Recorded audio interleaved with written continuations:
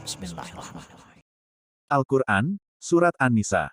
Ayat 87. Tafsirnya, Allah, tiada Tuhan selain Dia, dan Allah akan menghimpun kamu dari kubur-kuburmu sampai, maksudnya pada hari kiamat yang tak ada keraguan atau kebimbangan mengenainya. Dan siapa lagi, artinya tidak ada seorang pun, yang lebih benar ucapannya daripada Allah. Tatkala orang-orang kembali dari perang Uhud, mereka berbeda pendapat mengenai orang-orang munafik. Suatu golongan mengatakan, bunuhlah mereka, sedangkan satu golongan lagi mengatakan, jangan. Maka turunlah ayat berikut ini. Ayat 88. Tafsirnya, mengapa kamu menjadi dua golongan menghadapi golongan munafik, padahal Allah telah membalikkan mereka menjadi kafir disebabkan usaha mereka berupa perbuatan maksiat dan kekafiran. Apakah kamu hendak menunjuki orang yang disesatkan oleh Allah, artinya kamu anggap mereka itu termasuk orang-orang yang beroleh petunjuk. Pertanyaan pada kedua tempat berarti sanggahan. Siapa yang disesatkan oleh Allah maka kamu sekali-kali takkan mendapatkan jalan untuk menunjukinya. Ayat 89. Tafsirnya, mereka ingin, atau mengangan-angankan agar kamu kafir hingga kamu menjadi sama dengan mereka dalam kekafiran, maka janganlah kamu ambil di antara mereka sebagai pembela, yang akan membelamu walaupun mereka menampakkan keimanan, hingga mereka berhijrah di jalan Allah, yakni benar-benar hijrah yang membuktikan keimanan mereka. Jika mereka berpaling dan tetap atas keadaan mereka, maka ambillah mereka itu, maksudnya tawanlah dan bunuhlah mereka di mana saja kamu jumpai, dan janganlah kamu jadikan seorang pun di antara mereka sebagai pelindung, yang akan melindungimu, dan tidak pula sebagai penolong yang akan kamu mintai pertolongan untuk menghadapi musuh-musuhmu. Ayat 90. Tafsirnya, kecuali orang-orang yang menghubungi, maksudnya minta perlindungan kepada suatu kaum, yang antara kamu dengan mereka ada perjanjian damai, termasuk dengan sekutu-sekutu mereka sebagaimana pernah terjadi antara Nabi Shallallahu Alaihi Wasallam dengan Hilal bin Uwaimir al-Aslami, atau orang-orang yang datang kepadamu, sedangkan hati mereka merasa keberatan untuk memerangimu bersama kaum mereka, atau memerangi kaum mereka bersama kamu, artinya tak mau berperang dengan kamu maupun dengan kaum mereka, maka janganlah kamu tawan atau bunuh mereka. Ini, yang sesudahnya dinasakkan oleh ayat perang. Ayat 91. Tafsirnya, akan kamu dapati pula golongan lain yang bermaksud supaya mereka aman dari kamu, dengan berpura-pura beriman di hadapanmu, dan merasa aman pula dari kaum mereka dengan menyatakan kekafiran jika mereka kembali kepada kaum mereka. Mereka ini ialah Bani Asad dan Gotofan. Setiap mereka diajak untuk fitnah artinya kembali kepada kemusyrikan, mereka pun berbalik atau terjun ke dalamnya.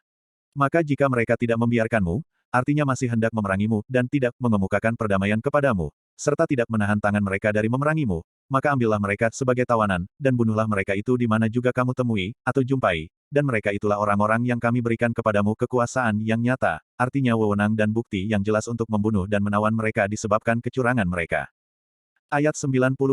Tafsirnya, dan tidak sepatutnya seorang mukmin membunuh seorang mukmin yang lain, artinya tidak layak akan timbul perbuatan itu dari dirinya, kecuali karena tersalah, artinya tidak bermaksud untuk membunuhnya.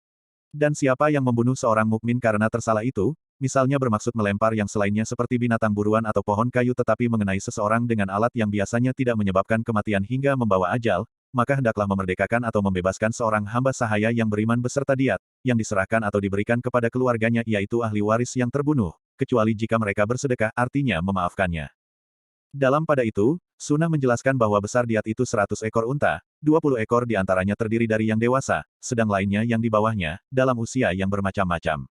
Beban pembayaran ini terpikul di atas pundak Asyobah, sedangkan keluarga-keluarga lainnya dibagi-bagi pembayarannya selama 3 tahun, bagi yang kaya setengah dinar, dan yang sedang seperempat dinar pada tiap tahunnya.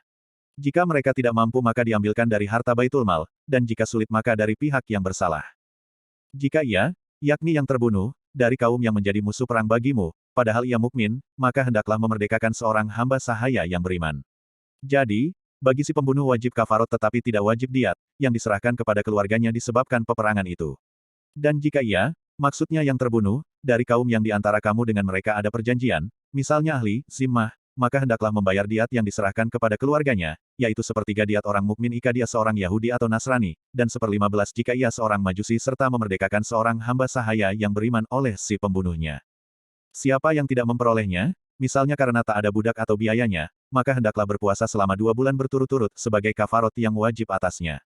Mengenai pergantian dengan makanan seperti pada zihar, tidak disebutkan oleh Allah Subhanahu wa Ta'ala, tetapi menurut Syafi'i, pada salah satu di antara dua pendapatnya yang terkuat. Ini diberlakukan untuk penerimaan tobat dari Allah, masdar yang mansub oleh kata kerjanya yang diperkirakan. Dan Allah Maha mengetahui terhadap makhluknya, lagi Maha bijaksana mengenai pengaturannya terhadap mereka. Ayat 93. Tafsirnya.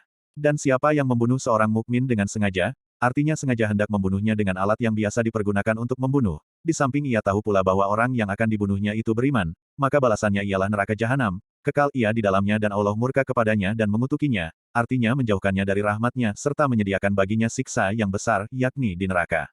Ini ditakwilkan jika seseorang menganggapnya halal dengan pernyataan bahwa inilah balasannya yang setimpal jika dihukum menurut sepatutnya.